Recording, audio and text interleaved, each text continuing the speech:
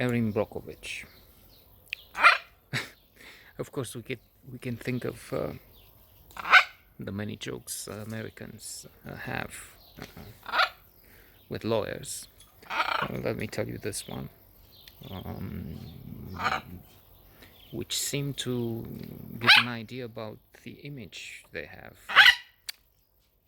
of what is otherwise an interesting profession, very important in most places. Even there, it's just that they have too many, it seems. Anyway, so scientists have decided to stop testing with lab rats. And there are three reasons why. First, there are not enough lab rats. Second, scientists get attached to lab rats. And the third and last, there are some things even rats won't do.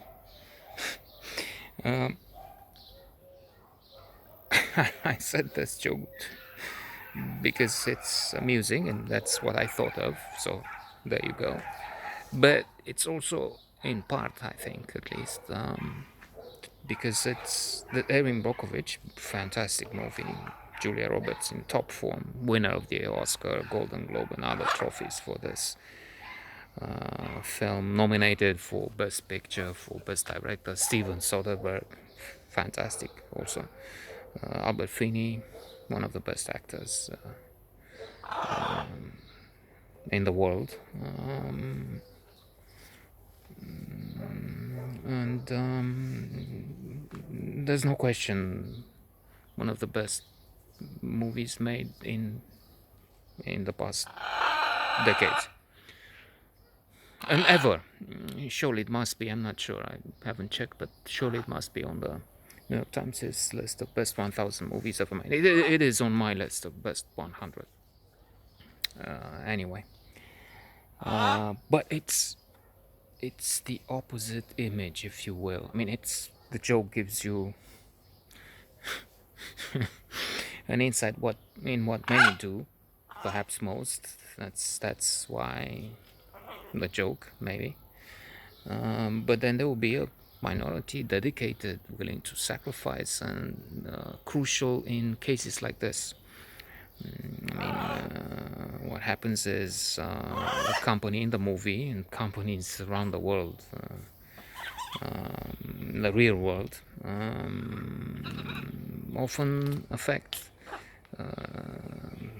the community in which they work, or near which they have installations, plants, and sometimes even kill those who live nearby, which is the case here. They pollute, and hence they also inflict deadly diseases on those who live nearby.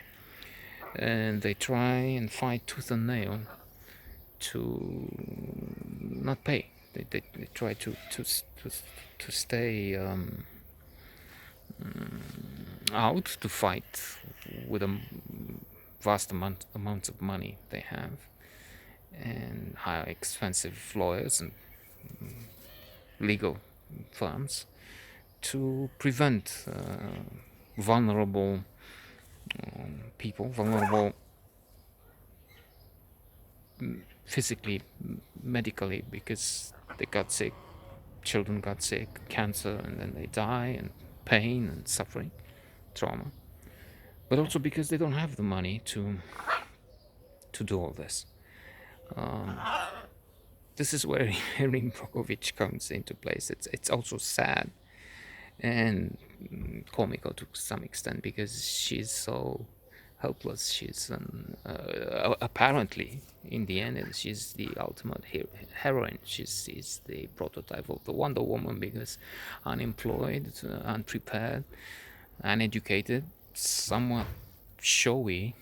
I mean, at one point, she's hired by the Albert Finney character as a small legal company, and he says, well, you might want to change your wardrobe, because people here complain, because she's not. I mean, she's not dressed as if she works in a strip club, but still,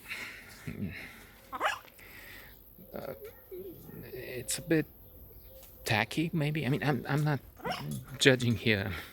Tacky for. So, it's true. She has this determination, this courage, this grit, this emotional intelligence to some extraordinary degree. Kindness,